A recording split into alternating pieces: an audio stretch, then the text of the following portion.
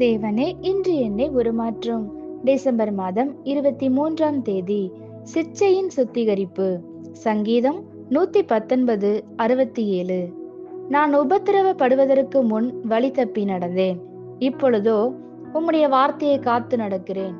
தேவன் அற்றவர்களின் தண்டனை மற்றும் தேவன் உடையவர்களின் உபத்திரவத்திற்கும் வித்தியாசம் உண்டு. சிற்சை தேவனுடைய அன்பின் மதிப்பை நமக்கு போதித்து அது இல்லாமல் நாம் வெறுமை என உணர்ந்து கொள்ள செய்கிறது.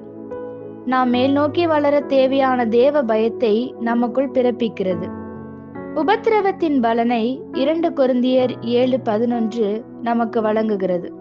பாருங்கள், நீங்கள் தேவனுக்கேற்ற துக்கமடைந்தது உண்டே, அது உங்களிடத்தில் எவ்வளவு ஜாக்கிரதையும், குற்றந்தீர எவ்வளவு ஆவலையும், எவ்வளவு பக்தி வைராக்கியத்தையும், எவ்வளவு கண்டிப்பையும் உண்டாக்கிற்று.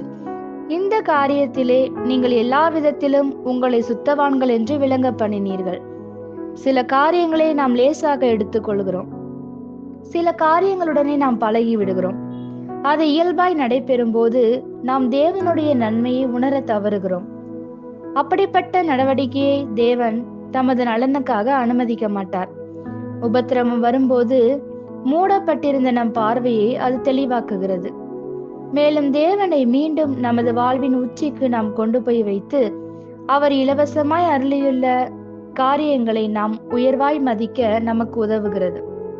ஆவிக்குரிய வாழ்க்கை என்பது தேவனையும் அவருடைய கிருபையையும் முழுமையாய் உணர்ந்து கொள்ளும் நிலையில் வாழ்வதே. அதற்கு குறைவானதெல்லாம் மாம்சமே. அது கையாளப்பட வேண்டிய காரியம். தெய்வீக உந்துதல்களுக்கு கீழ்ப்படிய வேண்டிய பாடத்தை நீங்கள் எளிமையான முறையிலும் கற்றுக்கொள்ளலாம் அல்லது கடினமான முறையிலும் கற்றுக்கொள்ளலாம். தாவீது கடினமான முறையில் கற்றுக்கொண்டார். நம்மில் அநேகர் சிற்சை என்னும் கடினமான பாதை வழியாக கடந்து செல்ல விரும்புகிறோம். ஆனால் முக்கியமான கேள்வி என்னவென்றால், நாம் கற்றுக்கொள்கிறோமா? எல்லா பாடங்களையும் நாம் தவறுதல் செய்து கற்றுக்கொள்ள வாழ்க்கை மிகவும் குறுகியதாக இருக்கிறது. ஆமென். இந்த வார்த்தைகளினால் நீங்கள் ஆசீர்வதிக்கப்பட்டீர்கள் என்று நாங்கள் நம்புகிறோம்.